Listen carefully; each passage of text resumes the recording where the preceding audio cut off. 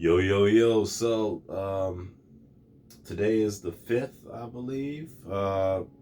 This is the first blog of Black History Month. So, last month, we did the blog about stuff we should leave in 2024. This month, Black History Month, we're gonna, try to talk about the positive stuff that I see, you know, with we don't have to go back too much in history. We've been doing history forever, but just focusing on positive stuff on forward, and just or even if it is negative stuff that we see, how we can kind of adjust our mindsets to kind of make positive reactions from it. I'll start off the month. Every so often I'll type this in as a status. I'll do like Black men mental health check in, and just to see how my fellow brothers are doing here and there.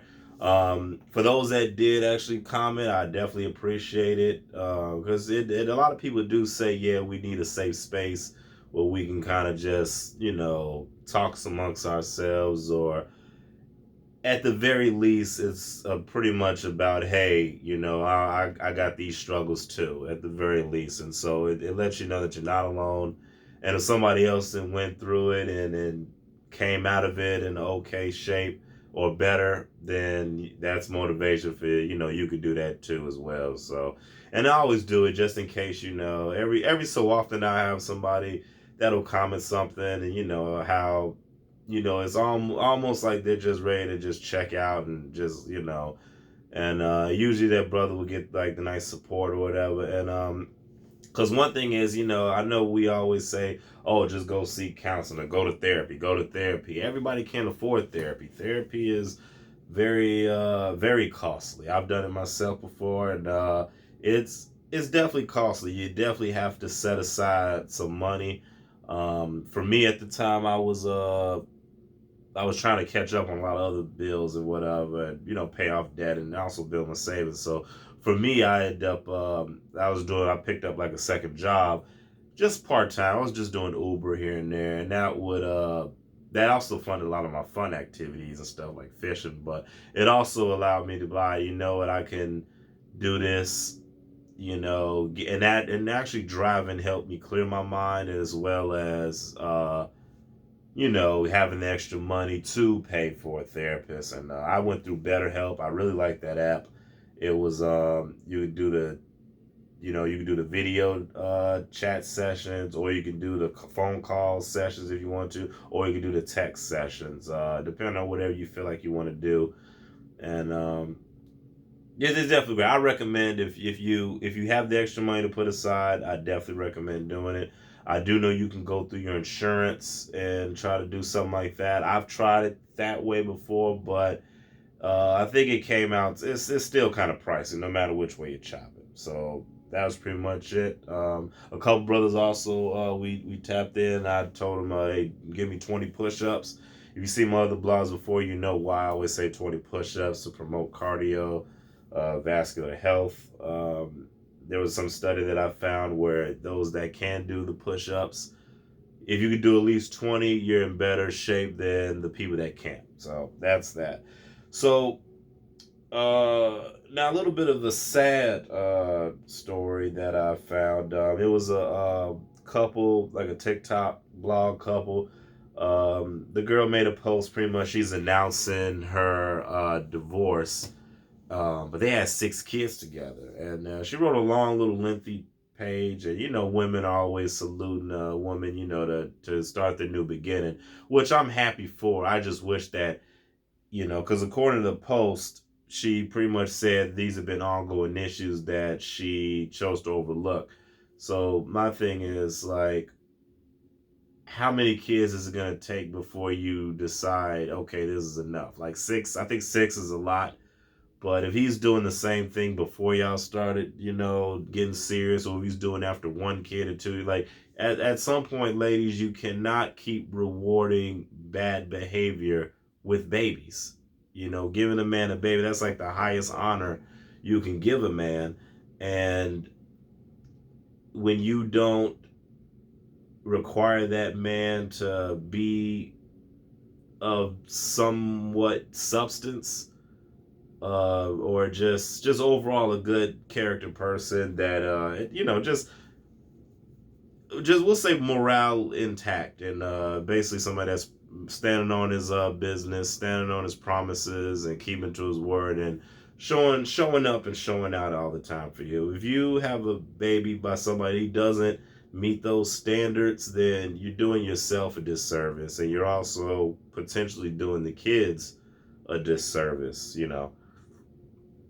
Because everybody can't just be forced to snap in to be a good father. And I do believe part of being a father is showing that uh, showing the mother the respect that the kids can look up to.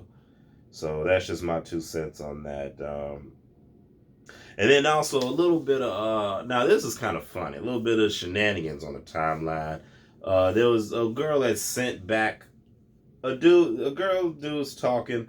The guy was like, "Hey, I'll buy you lunch. What are you having?" She says, "A salad." He sends her $15. Now, apparently $15 wasn't enough, so she sent it back to him and told him it wasn't enough, then posted on social media. So all the women could get together and start talking about how expensive they salads are.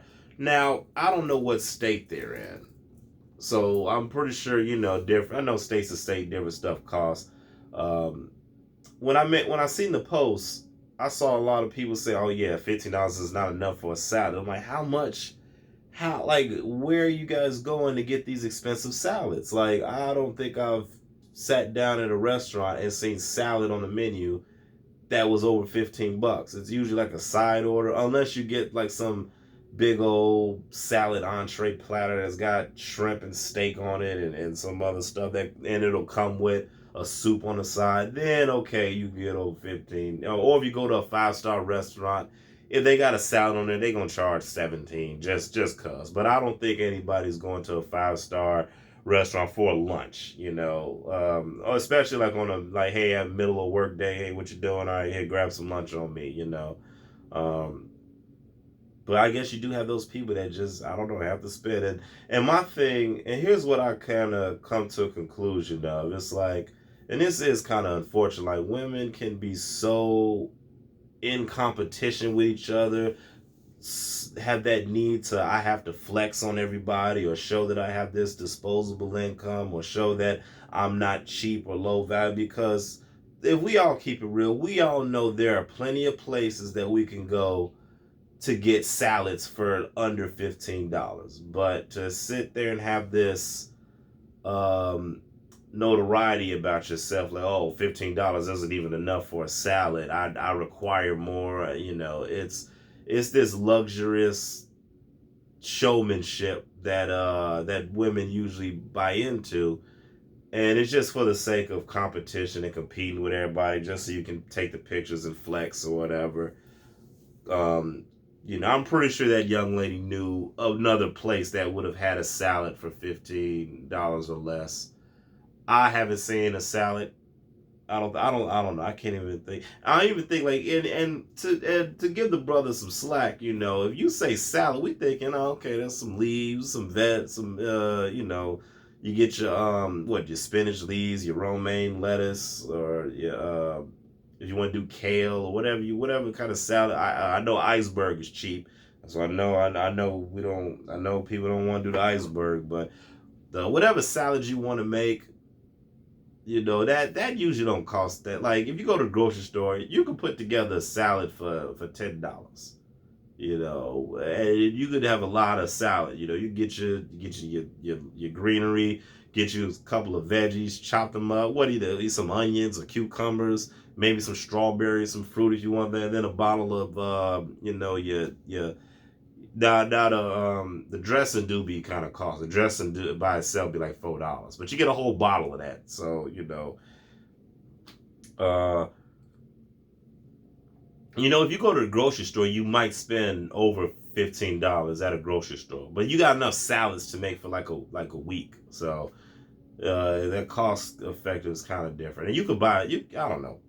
Just women in luxury, boy. Women in luxury. I feel bad for whoever got to follow behind this and try to what you got to pay $20 for Salad's gonna be now $20. That means lunch's gotta be 30, 40, 50. Dinner's gotta be $60, $70, $80 every single day. That's a lot of money. That is a lot of money. But anyway, what do I know?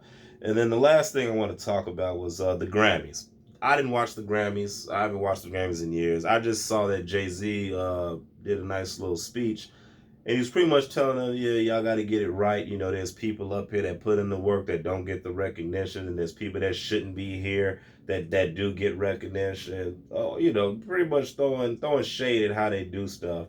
I honestly wish that we would just do away with the Oscars and the Grammys and all that, because clearly it's not for us. It's not for us. We not. I mean, you know, the people that select or whatever, it's not for us. And um, you know, I don't know. It's just, I don't know. But shout out to people that do get it. I know that is a huge sense of accomplishment for them, but it's kind of like I wish we kind of had our own thing that we, you know, because we know how to give credit where credit's due, because we know how to judge our music, and it is subjective, but we know.